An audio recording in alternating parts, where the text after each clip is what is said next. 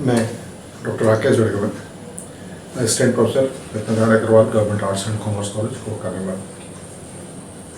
हम लोग fundamental rights पर लेक्चर्स की एक सीरीज़ कर रहे हैं और अभी तक 4 पार्ट हो चुके हैं। पहले पार्ट में हम लोगों ने विशेषताएं देखी थी, बाकी 3 में हम लोगों ने अलग अलग अधिकार और सेविंग्स देखे। आज 5वां और अंतिम पार्ट है मौलिक अधिकारों का। इसमें सबसे महत्वपूर्ण मौलिक अधिकार संवैधानिक उपचारों का अधिकार हम लोग देखेंगे। संवैधानिक उपचारों का अधिकार अनुच्छेद 32 से 35 में दिए गए हैं। बेसिकली जो संवैधानिक उपचारों का अधिकार है वो केवल अनुच्छेद 32 में दिया गया, आर्टिकल 32 में दिया गया है। 33, 34, 35 उसके एक्सप्लेनेशन, कुछ सेविंग्स, कुछ इंस्ट्रक्शन होंगे उसमें, तो हम लोग बारी बारी से उनको देखेंगे। संवैधानिक उपचारों का अधिकार बिना शक, इसको हम लोग इंग्लिश में कहते हैं अनडाउटेडली, संविधान का सबसे महत्वपूर्ण प्रावधान माना जा सकता है। इसमें विवाद की शायद कोई गुंजाइश ही नहीं है और वो हम लोग उसको बाद में एक्सप्लेन करते हैं। पहले डॉक्टर भीमराव अम्बेडकर ने सर प्रावधान के बारे में जो कहा था हम लोग उसको देख लेते हैं। डॉक्टर अम्बेडकर ने कहा था, यदि मुझसे संविधान के किसी एक अनुच्छेद को सर्वाधिक महत्वपूर्ण बताने के लिए कहा जाए, ऐसा प्रावधान जिसके बिना यह संविधान निष्प्राण हो जाएगा, तो मैं इसके अतिरिक्त, यानी अनुच्छेद 32, मैं इसके अतिरिक्त किसी और अनुच्छेद का नाम नहीं ले सकता। यह संविधान की आत्मा है। डॉक्टर अम्बेडकर ने ऐसा इसलिए कहा कि संविधान में आप चाहे जो भी लिख दें, मौलिक अधिकारों की सूची आप कितनी भी लंबी कर दें, वे सब बिल्कुल पवित्र शब्द बन करके रह जाएंगे, सुनहरे अक्षरों में लिखे जाने वाले, जिनका कोई मतलब नहीं होता, जिनका कोई महत्व नहीं होता। एक थोड़ा सा उदाहरण दूंगा। भूतपूर्व सोवियत संघ, जिसको यूएसएसआर कहते थे, union of Soviet socialist republics, जो बाद में टूट गया और अलग अलग देश बन गए, जिसमें रूस है, यूक्रेन है, तजाकिस्तान, कजाकिस्तान, ऐसे बहुत सारे 15 देश बन गए थे। यूएसएसआर के संविधान में बहुत सारे मौलिक अधिकार दिए गए थे। उनमें से एक मौलिक अधिकार था रोजगार का अधिकार, और भी बहुत सारे थे, भोजन का अधिकार, पता नहीं, मौलिक अधिकारों की बड़ी लंबी चौड़ी सूची थी। लेकिन जो एक अधिकार उसमें नहीं था वो था संवैधानिक उपचारों का अधिकार, राइट टू कॉन्स्टिट्यूशनल रेमेडीज।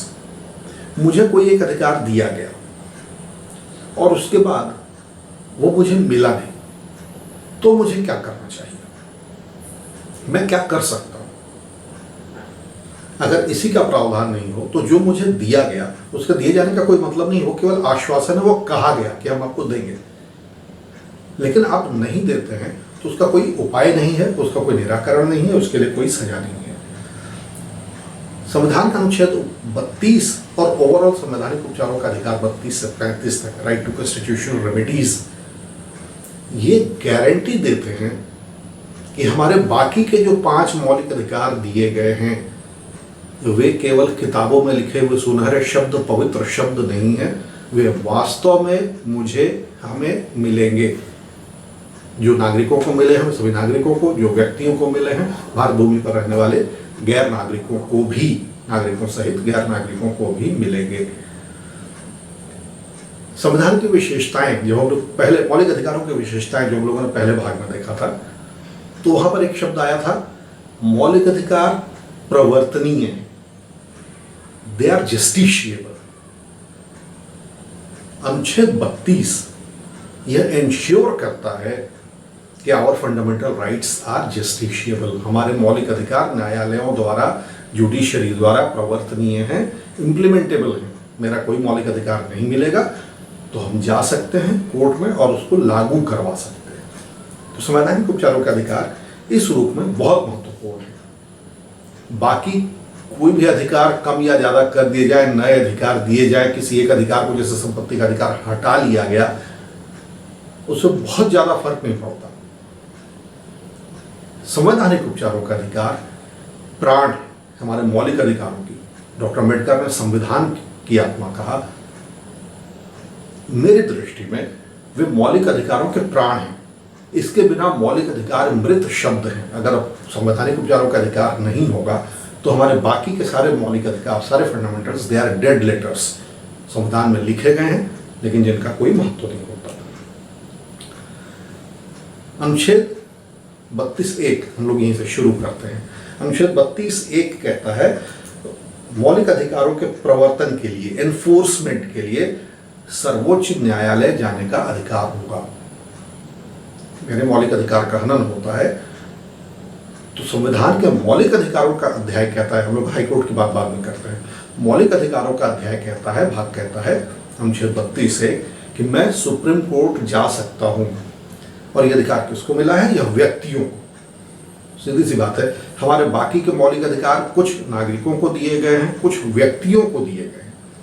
और संवैधानिक उपचारों का अधिकार अगर व्यक्तियों को नहीं दिया जाएगा, केवल नागरिकों को दिया जाता एक काल्पनिक स्थिति में, तो फिर व्यक्तियों को दिए गए मौलिक अधिकार जैसे समानता का अधिकार, जो व्यक्तियों को दिए गए मौलिक अधिकार हैं वे उनके लिए डेड लेटर होते हैं। जब हम लोग अपनी बात करते हैं तो मैं केवल नागरिक के रूप में नहीं, एक व्यक्ति के रूप में बात करता हूं। तो चूंकि कुछ मौलिक अधिकार व्यक्तियों को भी हैं, इसलिए संवैधानिक उपचारों का अधिकार अनिवार्य रूप से व्यक्तियों को होना ही था। टू इंडिविजुअल्स, भारत भूमि पर रहने वाले जो गैर नागरिक हैं उनको भी संवैधानिक उपचारों का अधिकार मिला है। और इसलिए मौलिक अधिकार सर्वोच्च न्यायालय का, सुप्रीम कोर्ट का प्रारंभिक अधिकार क्षेत्र है, प्राइमरी जुरिस्डिक्शन। प्रारंभिक अधिकार क्षेत्र का मतलब क्या होता है?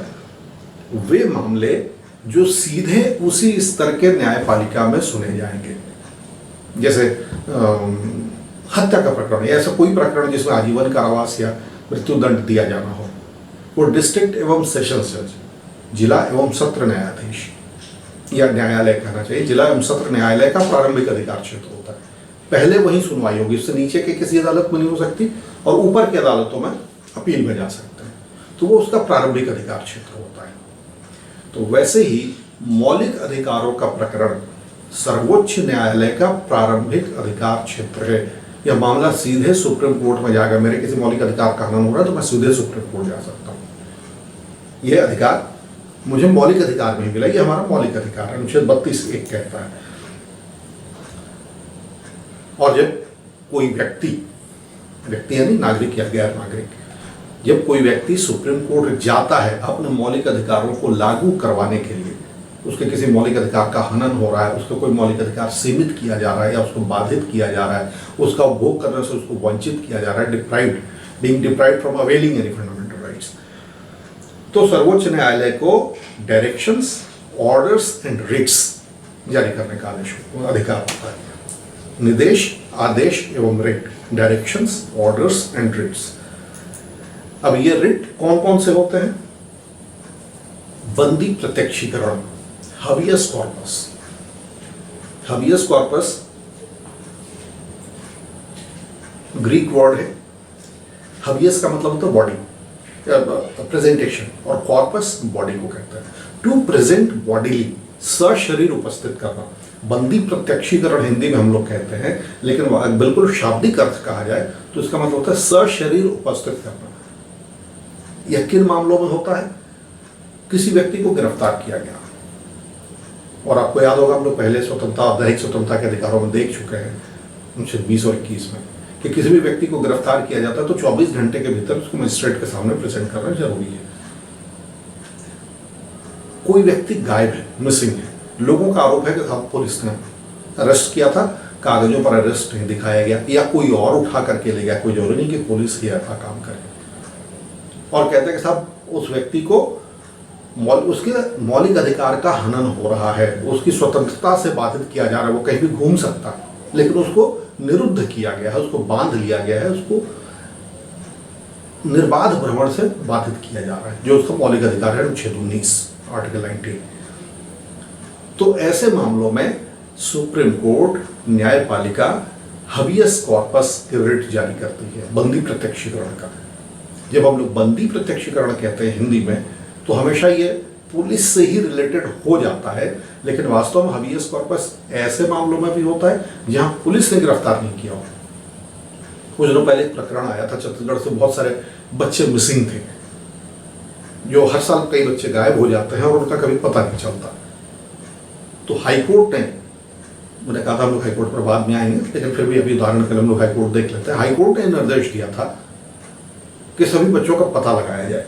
वह हबियस कॉर्पस में आया था, पुलिस ने किसी को गिरफ्तार नहीं किया था, लेकिन वह बच्चे मिसिंग थे और जो रिट जारी हुई थी वो हबियस कॉर्पस की हुई थी, सशरीर प्रस्तुतिकरण की हुई थी। तो ये हमेशा ध्यान रखेंगे, हिंदी में शब्द बंदी प्रत्यक्षीकरण है, टेक्निकल है, संविधान में लिखा गया है, इसलिए हम लोग शब्द को बदल नहीं सकते। लेकिन बंदी प्रत्यक्षीकरण कहने से आभास होता है कि केवल पुलिस के मामले में लागू होगा, ऐसा नहीं है। कोई भी व्यक्ति मिसिंग है, वो गायब है, तो उसको न्यायालय में सशरीर उपस्थित करने का निर्देश दिया जा सकता है। जाहिर है सशरीर उपस्थित करने के लिए पुलिस को कहा जाएगा, चाहे पुलिस ने गिरफ्तार किया हो या किसी और व्यक्ति ने अपहृत किया हो, बांध करके रखा हो, क्योंकि एनफोर्सिंग एजेंसी तो राज्य की ओर से पुलिस होती है, तो पुलिस को निर्देश जाएगा। लेकिन यह बंदी प्रत्यक्षीकरण की याचिका दायर होती है और ये इस लिहाज से, जैसे मैंने बताया था, शाब्दिक अर्थ है सशरीर प्रस्तुत करना। तो उन मामलों में बहुत महत्वपूर्ण हो जाता है जहां कुछ लोगों को गिरफ्तार कर लिया जाता है और पुलिस लॉकअप में बंद रखती है और बताती नहीं है। कई बार कुछ लोग ऐसे गायब हो जाते हैं जिनका पता नहीं चलता, मार दिया गया होता है। तो जब सशरीर उपस्थित करने की बात होती है, सशरीर उपस्थिति का एक महत्वपूर्ण पहलू ये है कि न्यायपालिका खुद देखेगी, न्यायालय देखेगी वह व्यक्ति कहाँ है। पुलिस कागज में नहीं कह सकती साहब वो फला जेल में बंद है। 1975 में जो आपातकाल लगा था उसमें बहुत सारे ऐसे प्रकरण हुए थे जो लोग गिरफ्तार किए गए और वो कभी घर लौट करके नहीं आए। पुलिस के रिकॉर्ड में हो सकता है, पुलिस रिकॉर्ड में दे कि साहब वो फला जेल में बंद है, लेकिन वास्तव में कई लोग उस वक्त मारे गए थे, पुलिस लॉकअप में उनकी मृत्यु हो गई थी। तो अदालत कहती है सशरीर प्रस्तुत करो, हम देखेंगे वह व्यक्ति कहाँ है। केवल कहने से नहीं होगा कि साहब हमारे पास है, हम देखेंगे वह है कि नहीं और है तो किस हालत में। तो हबियस कॉर्पस सशरीर उपस्थिति होती है, न्यायपालिका देखेगी, वहां कोई रिपोर्ट नहीं चलेगी कि साहब फला जेल में बंद है या हमारे पास है या हमारे जेल में है, हमने गिरफ्तार किया हुआ है। वह सशरीर प्रस्तुत किया जाएगा कि वह वास्तव में है या नहीं, और है तो किस अवस्था में। दूसरा महत्वपूर्ण रिट है परमादेश, हिंदी में कहते हैं, इंग्लिश में मैंडेमस। परमादेश शब्द से परम आदेश, सुप्रीम इंस्ट्रक्शन या सुप्रीम ऑर्डर, सर्वोच्च आदेश है।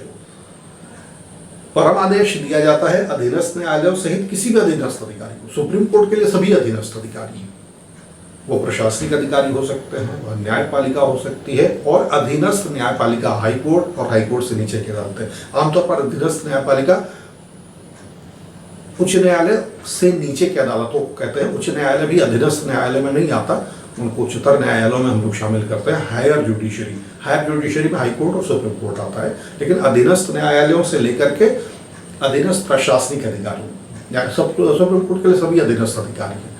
उनको किसी खास तरह का निर्देश देना कि यह काम किस तरीके से किया जाए या काम किया जाए। बहुत बार ऐसा होता है, जैसे मैंने यहाँ उदाहरण मेंशन किया हुआ है, जनहित याचिकाएं।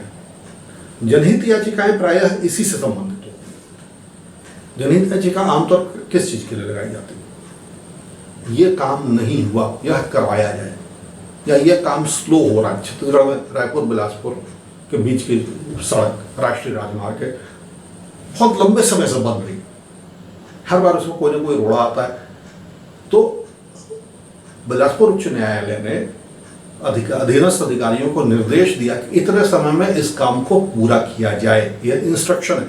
हाईकोर्ट का काम सड़क बनाना नहीं है, बनवाना नहीं है, लेकिन परमादेश मौलिक अधिकार के तहत रिट जारी करने का अधिकार है सुप्रीम कोर्ट का। तो बाद में जैसा हमने बताया, हम लोग उस जगह पहुंचेंगे, हाईकोर्ट को भी अधिकार मिला हुआ है, तो हाईकोर्ट भी आदेश जारी कर सकती है। तो परमादेश है किसी भी अधीनस्थ अधिकारी को निर्देश देने का। एक बड़ा रोचक उदाहरण था, दिल्ली में चौथी क्लास का एक बच्चा पानी पीने के लिए सड़क पार कर रहा था, स्कूल का विद्यार्थी था, पानी पीने के लिए सड़क पार कर रहा था, रोड एक्सीडेंट में उसकी मृत्यु हो गई। मामले तूल पकड़ा और मसला ये आया कि स्कूल में पीने का पानी की व्यवस्था नहीं थी, इसीलिए बच्चा सड़क पार करके सार्वजनिक नल से पानी पीने के लिए जा रहा था और सारे बच्चे जाते थे। उस अव्यवस्था के दौरान बात खुलते खुलते बात ये आई सुप्रीम कोर्ट ने दिल्ली नगर निगम को आदेश दिया कि जितने भी नगर निगम के स्कूल हैं उन सब में तत्काल हर कमरे में पंखा लगवाया जाए, पीने के पानी की व्यवस्था और पंखा। नगर निगम का साहब बहुत पुरानी बात है, कुछ 100 करोड़ का खर्च था और निर्देश थे 1 महीने में करो। नगर निगम का पूरा बजट उसमें बिगड़ जाता है। लेकिन सुप्रीम कोर्ट का इंस्ट्रक्शन था ये आपको करना पड़ेगा, क्योंकि आपको करना था, आपने समय से नहीं किया, अब आप एक साथ करें। तो ये परम आदेश है, किसी भी अधीनस्थ अधिकारी को निर्देश देना। जो दिल्ली नगर निगम के मामले में हुआ उस पर विवाद हो सकता है, पक्ष विपक्ष हो सकते हैं, लेकिन सुप्रीम कोर्ट का ये अधिकार था और उसने उस शक्ति का प्रयोग किया कि किसी भी अधिकारी को, अधीनस्थ अधिकारी को, अधीनस्थ संस्था को, अधिकारी का मतलब कार्यालय भी हो सकता है जैसे नगर निगम है, ये निर्देश देना कि किसी काम को किया जाए। तो ये और जनहित याचिकाएं आमतौर पर इसी का उपयोग करती है कि कोई मौलिक अधिकार है जो बाधित हो रहा है, कोई प्रशासनिक अधिकारी या प्रशासनिक तंत्र ओवरऑल उसको पूरा नहीं कर रहा है, तो सुप्रीम कोर्ट में याचिका लगाई जाती है और सुप्रीम कोर्ट उस मामले में कोई ना कोई निर्देश देता है, तो वो परम आदेश कहलाता है।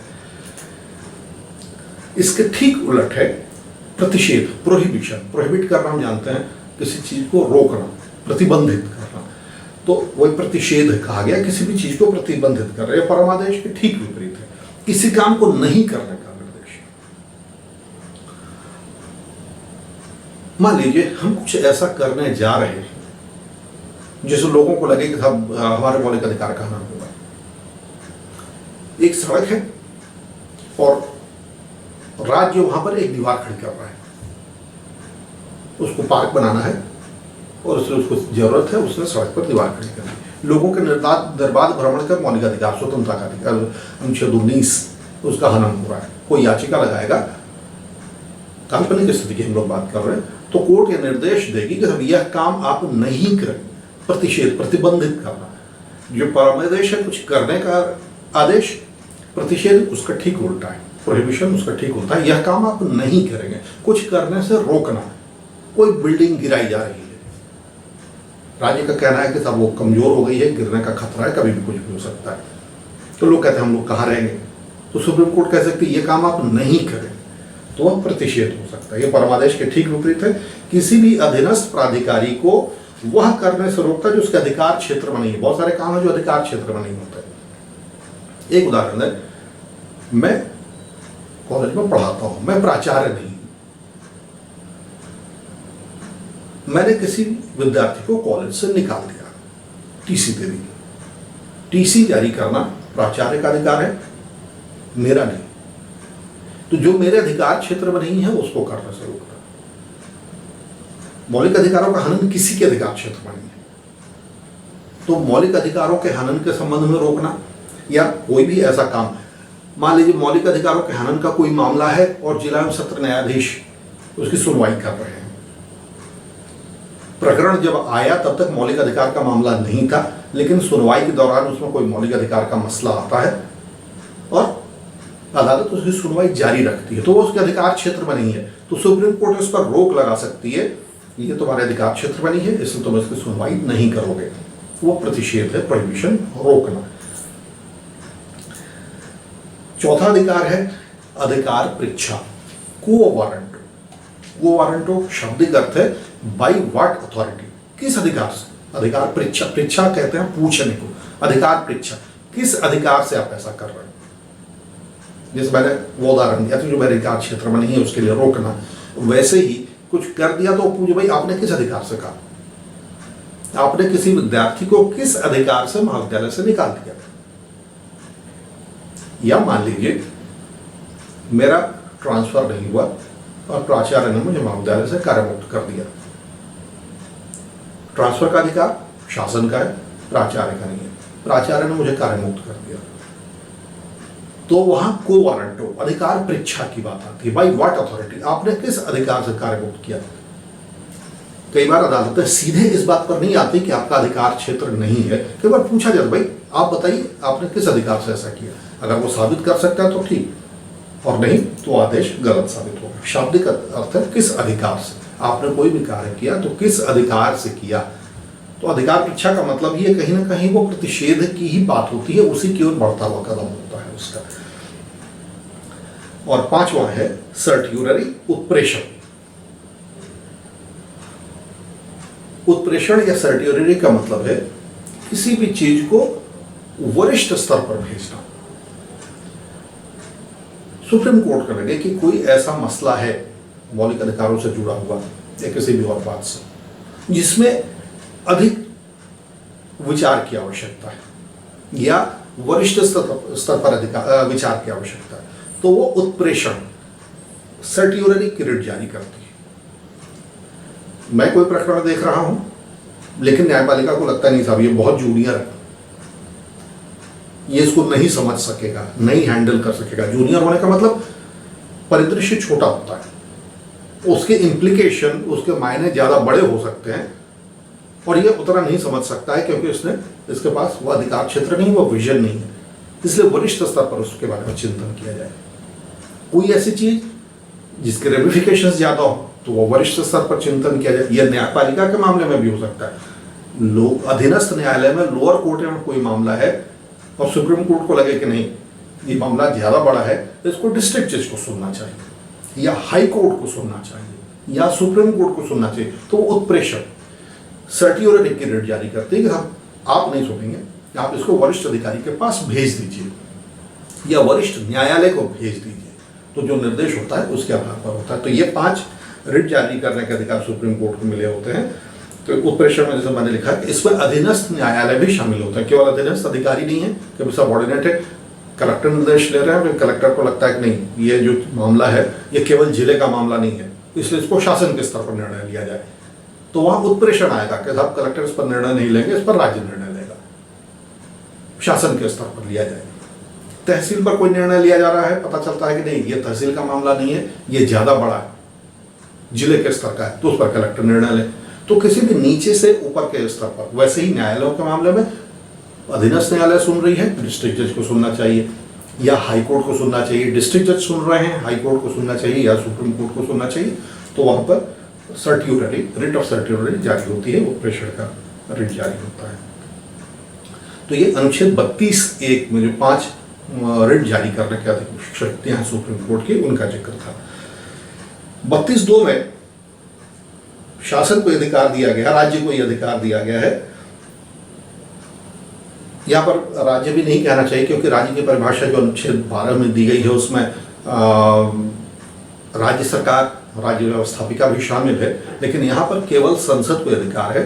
संसद कानून बना करके, विधि द्वारा कानून बना करके किसी भी अधीनस्थ न्यायालय को वो सारे अधिकार दे सकती है रिट जारी करने के, 5 रिट जारी करने के, जो सुप्रीम कोर्ट को अनुच्छेद 32(1) में मिले हुए हैं। हालांकि अभी तक भारत में ऐसा कोई कानून नहीं बना है, लेकिन आवश्यक होने पर संसद यहाँ पर बिल्कुल स्पष्ट है, राज्यों के विधानमंडल में यह नहीं संभव है। संसद कानून बना करके सुप्रीम कोर्ट के रिट जारी करने के किसी भी शक्ति को किसी भी अधीनस्थ न्यायालय को सौंप सकती है।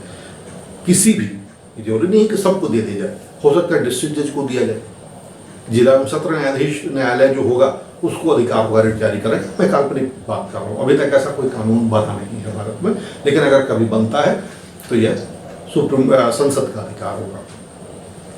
और जो हम लोग बात कर रहे थे अनुच्छेद 226 जो मौलिक अधिकारों का अध्याय नहीं है, अनुच्छेद 200 मौलिक अधिकारों का भाग नहीं है, उसमें मौलिक अधिकारों का जिक्र नहीं है, लेकिन अनुच्छेद 226 में उच्च न्यायालयों को भी मौलिक अधिकार के प्रवर्तन, एनफोर्समेंट का अधिकार दिया गया है। यानी हम लोग जब कहते हैं कि न्यायालय द्वारा प्रवर्तनीय है, दे आर जस्टिशिएबल, तो अनुच्छेद 32(1) सुप्रीम कोर्ट को अधिकार देता है, यानी हर व्यक्ति सुप्रीम कोर्ट के पास जा सकता है।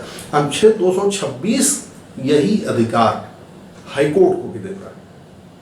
तो अब आप ये कह सकते हैं कि मौलिक अधिकार हाई कोर्ट और सुप्रीम कोर्ट दोनों का प्रारंभिक अधिकार क्षेत्र है। एक होता है प्रारंभिक अधिकार क्षेत्र जिसकी हम लोग पहले चर्चा कर चुके, और दूसरा होता है अपीलीय अधिकार क्षेत्र। अपीलीय अधिकार क्षेत्र वो होता है नीचे की अदालत में एक फैसला हुआ, उसके विरुद्ध अपील में हम वरिष्ठ न्यायालय में जाते हैं, फिर उसके बाद जिला सत्र न्यायालय में जाते हैं, उसके बाद हाई कोर्ट में जाते हैं, उसके बाद सुप्रीम कोर्ट, हम अपील के थ्रू इन अदालतों में जाते हैं। सीधे हाई कोर्ट में हम लोग गबन के केस, रिश्वत के केस, हत्या का मामला सीधे हाई कोर्ट या सुप्रीम कोर्ट में नहीं ले जा सकते। वो डिस्ट्रिक्ट जज के यहाँ से सुनवाई होगी या और नीचे के स्तर से सुनवाई होगी और अपील से क्रमशः जाएंगे, वो अपीलीय अधिकार क्षेत्र कहलाता है। तो मौलिक अधिकारों का मामला हाई कोर्ट और सुप्रीम कोर्ट दोनों के लिए एक साथ प्रारंभिक अधिकार क्षेत्र है। मैं अपने मौलिक अधिकारों के लिए हाई कोर्ट में जा सकता हूं और उसके बाद अपील में सुप्रीम कोर्ट में जा सकता हूं, मैं सीधे सुप्रीम कोर्ट में जा सकता हूं। दोनों न्यायालयों का वो प्रारंभिक अधिकार क्षेत्र है। तो मौलिक अधिकारों के प्रवर्तन का अधिकार दिया गया है अनुच्छेद 226 में, और 32(2) में जो रिट दिए गए हैं, जो 5 रिट हम लोगों ने देखे, हबियस कॉर्पस, मैंडेमस, सर्ट्यूररी, प्रोहिबिशन और को वारंट, ये सब हाई कोर्ट को भी जारी करने का अधिकार दिया गया है। तो यहाँ पर यह ध्यान रखेंगे कि अनुच्छेद 226 के कारण संसद द्वारा कानून नहीं बनाए जाने के बावजूद हाई कोर्ट को वह सभी 5 रिट जारी करने का अधिकार है। अन्य न्यायालयों को, अन्य अधीनस्थ न्यायालयों को संसद कानून बना करके दे सकती है। अनुच्छेद 32(4) कहता है 32 के अधिकार संविधान में दिए गए प्रावधानों के अतिरिक्त किसी भी अवस्था में निलंबित नहीं किए जा सकते। यानी जो संवैधानिक उपचारों का अधिकार है, और हम लोग अपने पिछले किसी भाग में देख चुके हैं कि अनुच्छेद 359 ये कहता है कि अगर अनुच्छेद 352 के तहत राष्ट्रीय आपातकाल घोषित किया गया है, जिसको हम उद्घोषणा कहते हैं, उद्घोषित किया गया, प्रोक्लेम किया गया है, तो जितने क्षेत्र में राष्ट्रीय आपातकाल अनुच्छेद 352 के तहत लगा हुआ है, उतने अधिकार, उतने क्षेत्र में संवैधानिक उपचारों का अधिकार निलंबित रहेगा। अनुच्छेद 359 ये कहता है। यहां तक कि पहले से भी कोई मामला लंबित है मौलिक अधिकारों के लागू करने का, तो आपातकाल की उद्घोषणा के समय तक वो निलंबित रहेंगे। उन प्रकरणों पर सुनवाई नहीं होगी और कोई नई याचिका दायर नहीं की जाएगी। तो अनुच्छेद 359 के इस प्रावधान के अतिरिक्त और किसी भी तरीके से संवैधानिक उपचारों के अधिकार को निलंबित नहीं किया जा सकता। अनुच्छेद 32 के अधिकार संविधान में दिए गए प्रावधानों के अतिरिक्त अन्य किसी भी अवस्था में निलंबित नहीं किए जा सकते। और वह अवस्था क्या है? अनुच्छेद 352 के तहत राष्ट्रीय आपातकाल। अनुच्छेद 33 थोड़ा महत्वपूर्ण है। सामान्यतः ये हर जगह होता है, लेकिन फिर भी हम लोग उसको अलग से मेंशन करते हैं। मौलिक अधिकारों को सुरक्षा बलों के संदर्भ में संसद कानून बनाकर सीमित या समाप्त कर सकती है। सुरक्षा बलों के मामले में, सुरक्षा बलों में पुलिस शामिल है, सेना शामिल है, इंटेलिजेंस शामिल है, सीबीआई वगैरह होते हैं, इंटेलिजेंस और काउंटर इंटेलिजेंस। हम लोग इंटेलिजेंस कहते हैं, ये बोलचाल में जिसको हम लोग जासूसी कहते हैं। जासूसी और काउंटर जासूसी, कोई हमारी जासूसी करता है तो उसकी भी जासूसी करना, उसकी गोपनीय जानकारी इकट्ठा करना। तो सशस्त्र बलों के मामले में जब हम लोग सशस्त्र बल कहते हैं तो ये हमारी सेनाएं हो जाती हैं और अर्धसैनिक बल हो जाते हैं। पब्लिक ऑर्डर में जुड़े हुए बल, पब्लिक ऑर्डर में जुड़े हुए बल में हमारे पुलिस फोर्सेज होती हैं, और साथ में कानून व्यवस्था बनाए रखने के लिए अगर सीआरपीएफ, बीएसएफ या ऐसे किसी अर्धसैनिक बल को लगाया गया है तो अर्धसैनिक बल उसमें शामिल हो जाते हैं। सामान्यतः अर्धसैनिक बलों का काम लॉ एंड ऑर्डर मेंटेन करना नहीं है, लेकिन किसी समय पब्लिक ऑर्डर के लिए अगर बुलाया गया है तो ऐसे बल, उनके लिए भी मौलिक अधिकार सीमित या समाप्त किए जा सकते हैं। गोपनीय सूचनाओं, इंटेलिजेंस से जुड़े हुए विभिन्न ब्यूरो, सीआईडी हो सकती है, सीबीआई हो सकती है, या विदेशों में जासूसी करने वाली एजेंसियां अगर भारत में है तो। औपचारिक रूप से हम लोग कभी नहीं कहते कि हम किसी की जासूसी करते हैं, लेकिन हर देश इंटेलिजेंस और काउंटर इंटेलिजेंस रखता ही अपनी सुरक्षा के लिए जरूरी होते हैं। तो ऐसी संस्थाओं के लिए, ऐसे संगठनों के लिए मौलिक अधिकार सीमित या समाप्त हो सकते हैं। जैसे मैं आपको बताऊं कि अनुच्छेद 19 में जो संगठन बनाने का अधिकार है, संगठन बनाने की स्वतंत्रता का अधिकार है, ये पुलिस बलों को नहीं है। पुलिस बल का कभी भी कोई संगठन नहीं होता। अभिव्यक्ति की स्वतंत्रता का अधिकार नहीं है। लगभग सभी सेवाओं के अपने संगठन होते हैं, समय समय पर वो मांग कर सकते हैं, ज्ञापन रखते हैं। पुलिस बल के साथ ऐसा कभी नहीं होता। वो मांग नहीं कर सकते, ज्ञापन नहीं दे सकते, वो हड़ताल नहीं कर सकते। इसके बाद आता है अनुच्छेद 34। ये भी बहुत महत्वपूर्ण है, क्योंकि हम लोग मौलिक अधिकारों के बारे में या जब भी हम लोग बात करते हैं तो सामान्य परिस्थितियों की बात करते हैं। अगर हमारे संविधान में मार्शल लॉ, सेना विधि की बात की गई है और असामान्य परिस्थितियाँ होती हैं, इस बात पर विवाद हो सकता है, लेकिन कई बार मार्शल लॉ को लोकतंत्र के विपरीत या विरोधी माना जाता है। कई बार ये माना जाता है कि अधिकारों का हनन होता है, मानवाधिकारों का हनन होता है, लेकिन तब हम लोग जिसकी बात कर रहे हैं वो असामान्य परिस्थितियाँ होती हैं। अनुच्छेद 34 कहता है कि यदि देश के किसी भी हिस्से में सेना विधि यानी मार्शल लॉ लागू हो तो उस दौरान राज्य के किसी अधिकारी द्वारा, या राज्य यानी संविधान में लिखा गया है संघ या राज्य, लेकिन हम लोग यहाँ पर फिलहाल अनुच्छेद 13 का राज्य मान करके चलेंगे कि राज्य के किसी अधिकारी के किए गए कार्य की क्षतिपूर्ति की जा सकती है। यानी कोई सेना विधि से जुड़ा हुआ अधिकारी, मार्शल लॉ से जुड़ा हुआ अधिकारी, आमतौर पर वो सैन्य अधिकारी होगा, प्रशासनिक अधिकारी भी हो सकता है, कोई ऐसा काम करता है या कोई ऐसा निर्णय लेता है, कोई ऐसा आदेश देता है जिससे मौलिक अधिकार का हनन हो रहा हो, तो वो असंवैधानिक घोषित नहीं होगा, नल एंड वॉइड डिक्लेयर नहीं किया जाएगा, बल्कि उसकी क्षतिपूर्ति की जाएगी, उसको कंपनसेट करेगा राज्य, उसका मुआवजा दे देगा। कहीं आर्थिक नुकसान होता है तो आर्थिक रूप से उसकी क्षतिपूर्ति की जाएगी, लेकिन वो उस इशू को अनकॉन्स्टिट्यूशनल डिक्लेयर नहीं किया जाएगा। और ऐसे मार्शल लॉ के दौरान, मार्शल लॉ से जुड़े हुए किसी अधिकारी ने अगर किसी व्यक्ति को दंडित किया है तो अनुच्छेद 20 में विधि द्वारा निर्धारित प्रक्रिया के अतिरिक्त अन्य प्रक्रिया से दंडित किए जा रहे कि किसी उल्लंघन को विधि मान्य वैलिडेट किया जा सकेगा। यानी मार्शल लॉ के दौरान अगर कोई ऐसा दंड दिया जाता है जो हमारी निर्धारित प्रक्रिया से भिन्न है तो भी उसको राज्य वैलिडेट कर सकेगा। ये हमेशा याद रखें कि मार्शल लॉ, जैसे मैंने शुरू में कहा, कि असामान्य परिस्थितियां होती, जैसे हमारे उत्तर पूर्वी राज्यों में कुछ समय पहले तक था, अलगाववादी समूह बहुत सारे थे जो एक्टिव होते थे और बाकायदा हथियारों के साथ वो लड़ाई करते थे, विद्रोह था, वो राष्ट्रद्रोह की कैटेगरी में आता था, या कश्मीर में अभी भी चल रहा है। तो ऐसे आतंकवादी मामलों को रोकने के लिए, अलगाववादी, अतिवादी अलगाववादी घटनाओं को रोकने के लिए अब जुलूस निकाल करके, धरना करके संवैधानिक प्रक्रिया से अलग होने की बात करते हैं। हालांकि अलग होना किसी भी रूप में राष्ट्रद्रोह है, लेकिन सशस्त्र विद्रोह होता है और उसको रोकने के लिए अगर आप सैन्य बल का उपयोग करते हैं तो वहाँ पर मार्शल लॉ होता है और उसके लिए विशेष प्रावधानों की जरूरत होगी ही। वह सामान्य परिस्थितियाँ नहीं हैं जिससे सामान्य कानून लागू नहीं होंगे, तो वहाँ पर मार्शल लॉ लगाया जाता है। और मार्शल लॉ के दौरान अगर कोई मौलिक अधिकार का हनन हो जाता है किसी व्यक्ति या किसी नागरिक के विरुद्ध, तो वो असंवैधानिक डिक्लेयर नहीं होंगे। इसका प्रावधान अनुच्छेद 34 में किया गया। आप लोगों ने आफ्स्पा का नाम सुना होगा, AFSPA, armed forces special power act. यानी ऐसे क्षेत्र, ये मार्शल लॉ से जुड़ा हुआ ही प्रावधान है, या कहना चाहिए कि मार्शल लॉ ही है, जहाँ पर भी ये प्रावधान प्रवृत्त होता है, लागू किया जाता है। जैसे हम लोगों ने नॉर्थ ईस्ट की बात की, कश्मीर में भी समय समय पर लागू किया जाता है, शायद अभी भी वो काम कर रहा है।